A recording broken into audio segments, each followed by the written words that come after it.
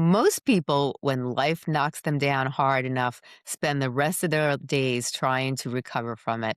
Today's guest is something different. He took the very worst chapter of his life growing up in a hardship, facing homelessness, not knowing where he'd sleep, and turned everything into the foundation for everything he's built since. He went from the streets of Chicago to advising wealthy clients, scaling businesses, investing in real estate, and inspiring people around the world. And his core message is this: adversity isn't the thing that stops you, handling it right is the very thing that launches you. Now, let's get into how. Now, my guest today has lived one of the most remarkable transformation stories that I ever come across. And Darius Ross is a serial entrepreneur, author, life coach, and transformation strategist who has his journey has took him from the homelessness to the international influence. He is the author of 6 books, advises high net worth clients, invests in multifamily real estate and startups, and mentors from business professionals to young men who are rebuilding their lives after divorce. He writes for Forbes, and he has made it into his mission to help people turn their struggles into lasting legacies. Darius, welcome to the show. I am so excited to have you here. It's a pleasure to be here, Stacey. I definitely appreciate it. Now, let's start at the beginning because your story is the heart of everything. You grew up in Urban Park, Chicago, facing real hardship and uncertainty of homelessness. Now, take us back there. What was that like? And what did those years teach you that still drives you today? One of the most important things that you learn in the inner city of Chicago was that now Chicago is called Chirac because the violence that takes place there is just like being in Iraq. The death toll over a 10-year time period is almost 13,000 people. So you're watching, day-to-day battles, it's drive-bys, it's this, that, and the other. And so for me, I went to Catholic school, grew up in an area, Auburn Park, there where it was middle-class Black people that were living. But at the end of the day, the projects were being torn down, the Robert Taylor, Cabrini Green, and so forth. So what we then had were basically, if you want to call it, migrants, if you want to call it. That's a bad word. I like to use that word. It's a situation where they're coming in here and all of a sudden they're changing the dynamics of the neighborhood. So you find yourself in a situation where you are now onslaughted by people that don't represent the area that you're in because these are middle class folks. You're looking at people that were bus drivers, postal workers, they had business owners. And now you have people that are there that are unfortunate that they've lost their housing, but now this is a problem. So from your vantage point, you're now being like, okay, now what? You're at the bus stops. People are getting, robbed and they're getting carjacked. All this kind of things going on. So in the midst of all that, you have a house fire. The house is devastated. So now you got to figure out how you're going to rebuild. So one of my biggest things was with that, I'm young enough to say, you know what? This is not going to kick my butt. I'm going to go in here and I basically gutted the whole house out myself, waiting for the insurance adjuster to show up. Wasn't going to happen. So help wasn't coming. So you're on your own. So I went in the house, gutted the house out. And at that point in time, started living in the house. I mean, the big thing was an ice chest, was a little ice boxes, if you want to call it, the calc that was there, and made the best of it. And from there began the resilience because I realized then it's like the guerrilla principles that I teach in my book. Conventional warfare. When you can't figure it out, figure it out. Because there are no choices. You got to do what you got to do, and there's no such thing as, the windows were boarded up at the house, pull the windows off the boards off the windows, and breathe. You can breathe and so forth. This place is smoking filled. Went to Home Depot, got the sprays and sprayed the place down. So you're making it work despite what's going on. Even the funniest thing about it was happened to find out I had all the supplies and materials delivered from Home Depot one day. Come back the next day, either the neighbors or somebody in the neighborhood had helped me out. All the supplies and materials are gone. They boarded the house back up, nice and neat, but all the materials are gone. So this is the kind of thing that was happening. I got people helping me out, helping me out. Yeah. Oh, my goodness. And at what moment did you decide that your circumstances were not going to define the rest of your life? When I realized that help wasn't coming. And when I realized that this is a situation where you have no choice, you're either going to turn around and, as the saying goes, your arms are too short to box with God. At some point in time, you curse him and you go, listen, why me? Well, it's either why me or why not me. Right. Okay. Why not me is okay. When I walked around, there was a hospital in the neighborhood. I'm walking around looking and thinking to myself, there are people that are sitting here with no arms, no legs, and every single day there's somebody dying. So it came to me, I was listening to somebody, I think it was Robert Schuller, the minister, and he's saying you have 186,000 seconds in a day. And I'm thinking, you know what?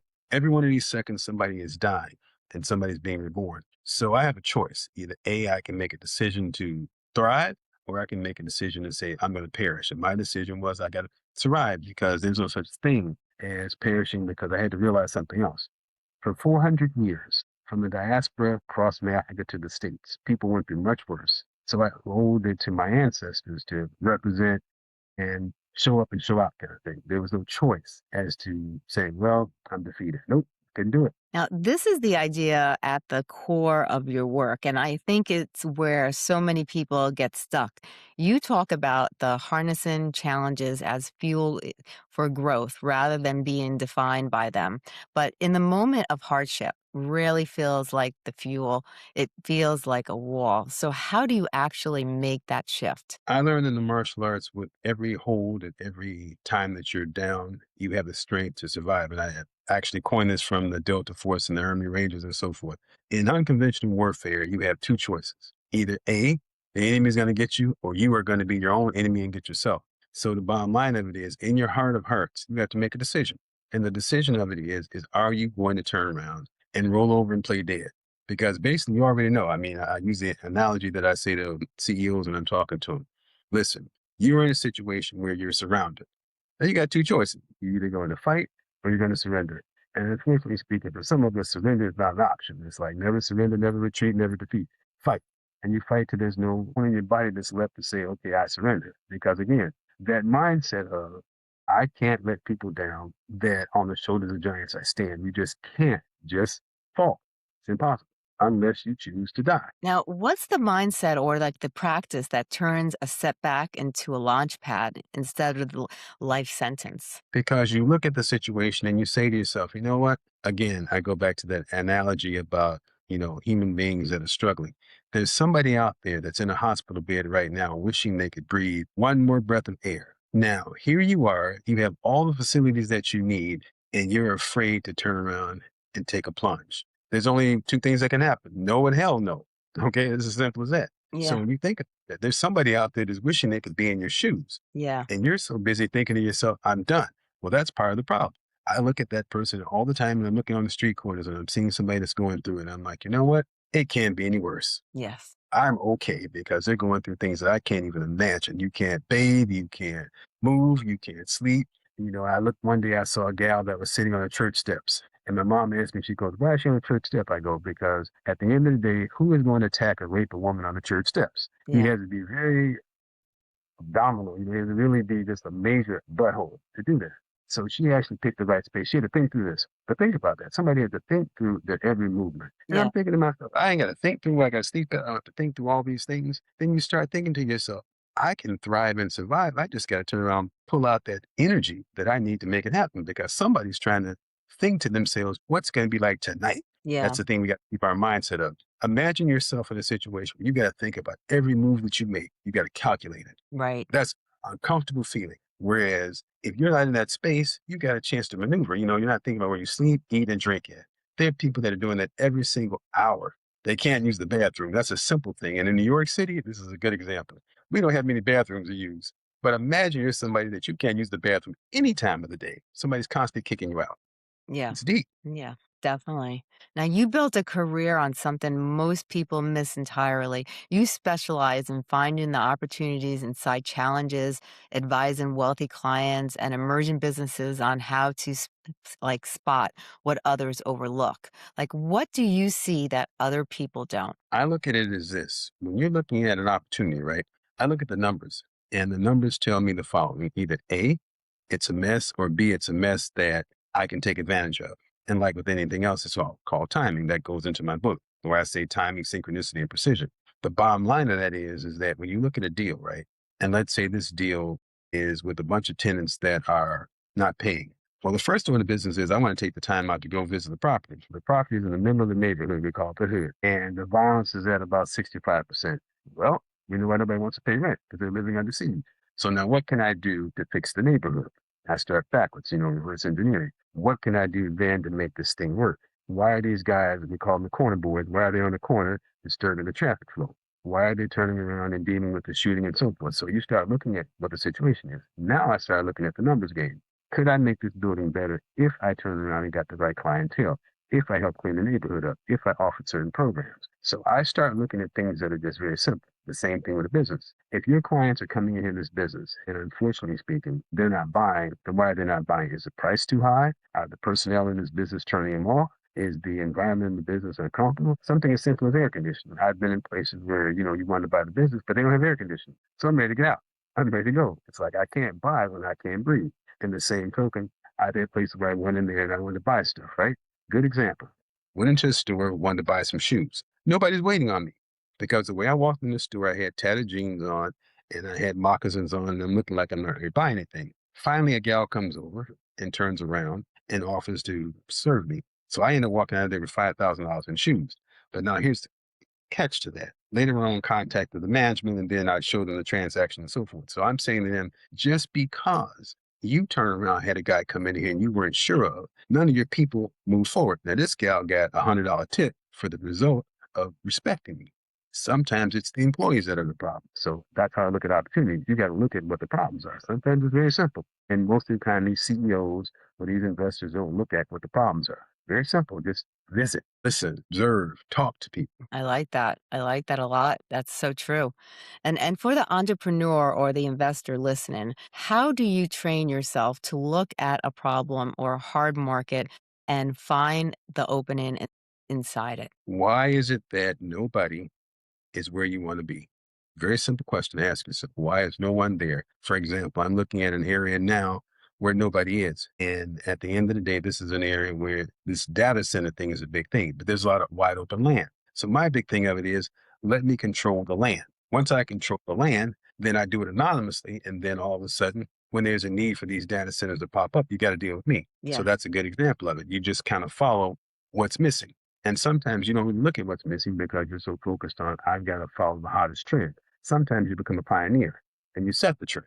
right, Are you afraid to set the trend is what I say to entrepreneurs. Are you afraid to go out the box and do something different? Are you looking at what's going on? For example, if you see that you're on, say, Route 20, and Route 20 has a bunch of trucks that are coming out of this thing, but there's no place for them to sleep at. A right. simple bed and breakfast would do the trick because these drivers have to stop after every 8 hours by Yes, federal law.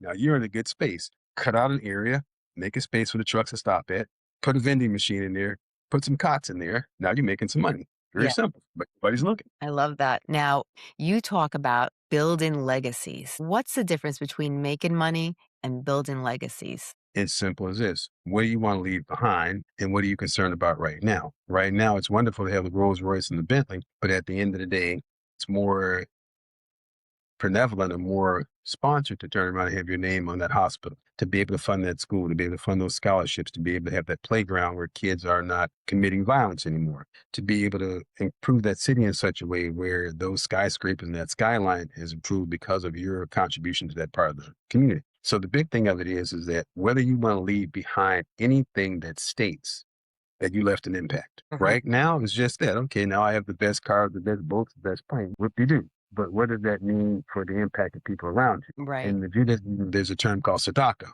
Are you willing to leave behind something that says that you left an impact and made life better? And that's the key. Can you make life better for people that will never even know that you existed? right. Are you willing to be altruistic? I love that. Now, what does it mean to create a lasting financial legacy rather than just chasing a paycheck or a quick win? You look at something as simple as whether it's the dynasty trust, whether it is the estate planning and so forth, you actually sit down and realize that you want this money to last for multiple generations. So you want to have a multiple generational trust system set up, whereas you are maintaining the ability for your heirs to turn around and eat off the same plate on an ongoing basis. So let's say it's a lumber company and you sell it for $10 million. Can you invest that $10 million into everything from real estate to precious commodities to stocks and so forth and do it conservatively speaking, but still making income for the various constituents that are depending on that income, but yet and still they don't blow it all. Okay. Because that's the bottom line. Yeah. One of the good examples of that is the Rockefeller Trust. The Hmm. Rockefeller Trust is maintained since Mr. Rockefeller's been dead for literally 100 years plus. Hmm. That's one of the that actually maintains that. So that says a lot as far as how it was planned. But they also created life insurance on all of the other various heirs to make sure this money keeps generating, keeps generating. But Yes. one of the key thing of it is the ability to look at how to do estate planning. Mhm. You don't spend your time taking cash. You utilize your assets and borrow against it because borrowed money does not create this unfortunate word called taxation. You're taxed at a very lower amount because you're borrowing the money against the asset versus taking the cash out. You look at some of the more wealthier entrepreneurs like Mr. Bezos and so forth and so forth, they borrow against, they keep a very minimal salary and they borrow against it to cover their needs. Very simple. Yes, I like that. Now, you've scaled ventures across industries and you've built real estate holdings. So, what are the principles of building something that actually endures and that someone listening could start applying right now? Buy at the utmost negotiable price, hold on to it and keep maintaining it and keep borrowing against asset number one to create asset number two. Borrow against asset number two to go to asset number three. Maintain and maintain. Do not turn around and say, okay, well, now we've got the first $100 million in the bank. Now we're going to go out and buy a 40-foot yacht. That's wonderful. That's great. But you could also do timeshare on that yacht. You could also do chart leasing. You can do a number of different things. Like I myself have the aircraft charter time. So you can have 100 hours on the airplane and use that as you see fit versus buying an airplane that somebody else has to maintain. So again, you buy that asset, whether it's a piece of real estate, you buy it at the most affordable price, you borrow it at the lowest price that you can. You turn around and let the asset appreciate. You turn around and put what you need to put into it to keep it appreciating as far as improvements. Now, what moves me most about your work is who you've chosen to serve. You pour into young men, into their, people like rebuilding after divorce, into those who feel like, they've been knocked down flat. Why those people? And what do you most, what do you want most of them to understand? Well, one of the things of it is not just young men, but it's also young women because one of the most important things, they are our future. Yes. And unfortunately speaking, what has been happening now, and there's been a bad rap to Generation Zers and millennials and so forth, because in that bad rap has become this thing called privilege, right? And so we have done something that's very unique in the sense that we have created a society that has been entitled. And that's a very interesting mistake. So we have to understand that how to solve that entitlement problem, right? Yes. But Hmm. going a little further than that, the bigger issue in reality is that some of these folks are at a point in time where they are very positioned to do great things. But Right. because of the fact of lack of leadership, and we're not leading them to where they need to be at, that becomes a problem. So we have to get in there and lead them effectively. And what I found out, especially in the inner city, is leadership. Yes. There lacks the fact that in that house, there may not be a dad. There's a mother that's dealing with all these problems and all these harms. And so in a lot of cases, she can't because it's very difficult for a woman to turn around and make a boy that has these wild hairs up his butt to calm him down. It just does not work as often as one thinks. I mean, I applaud women that have done it. My hat's off to them, but it's very difficult to get up against a kid that's 6'6" Yep. and you're 5'4" and get up in his face and be like, you know what, you're gonna do what I say, dude. Whereas a man that's 6'6" as well, he breaks him off a little something, takes him out to the woodshed, as my grandpa would say, and gives him something to work with. A little different story. It's a different understanding. Okay. Very So true. that's what it's all about. Sometimes you have to each one teach one, but there's also a need for a little heavy handedness. Right. And my thing is there's a need sometime for young men to experience discipline at a whole other level. One of the things that I and my father had was when I became the young lion, went to tempt the older lion, he let me know very quickly with backhand, no, no, no, no, this is still my kingdom. There will be no changing of the guard, not while I'm around here. So, you understand those things. So Right. that has to happen occasionally. I love it. Now, for someone listening who feels stuck, broken, or like they've lost their footing, what's the first step back toward hope and rebuilding? Looking in the mirror and realizing you're your own worst enemy. Very simple statement. You can't move forward if you've already decided that you're done. Nothing is a behavior other than learned behavior. So you have learned from a parent, you have learned from friends, you have learned from your environment. Yes. I'm defeated. So that's why you stay in those environments. I talk about this whole PTSD thing with urban folks that are black and brown folks in these communities. One of the reasons why some of them get out and some of them don't has to do with the fact that they've already established the fact that I don't want to be here. That was my big thing. I don't want to be here. There's got to be someplace else. And in my case, I went to Wilmette, Winnetka, Killingworth, and I saw these neighborhoods and I saw how they were living. And I started realizing there's no such thing as lack of money. Yeah. This is lack of being resourceful. Mm-hmm. So as 50 Cent say, you got to get rich or die trying. I mean, I get that Right. because when you realize that at the end of the day, there's no lack of anything, then you got to make some decisions. Right. Now, some of those decisions get you into some complicated situations, but you have to make a decision. Do I want to continue living this way? Yes, very true. Now you've gone from having nothing to building wealth, influence, and a mission to lift others. And you've never forgotten where you started. So, from everything that you've lived and overcome, like what do you most want someone to understand about their own hard chapter and about what's truly possible on the other side of it? I call it the DAP principle. It's determination and perspiration. You are going to go through some things, you are going to perspire, you are going to get to a point where you have no idea what's going to happen next. And so, with that comes the GOD principle, God, because then so many people want to pretend that this planet just happened by osmosis. Sometimes I can tell you many a times when I went to that gas station as a young person and stuck that ATM card in there, it was like, okay, come on, gas. And it didn't go through. Come on, gas. It didn't go through. Got to that last machine and it's like, come on, gas. Oh, we got the jackpot. We got some gas.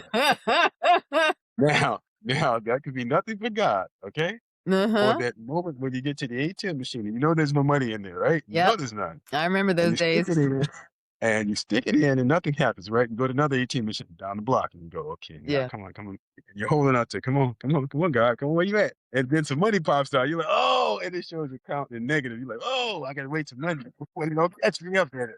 Hey, that's real. And people don't understand that these things really happen. It's not the ATM, it's Yeah. not the bank.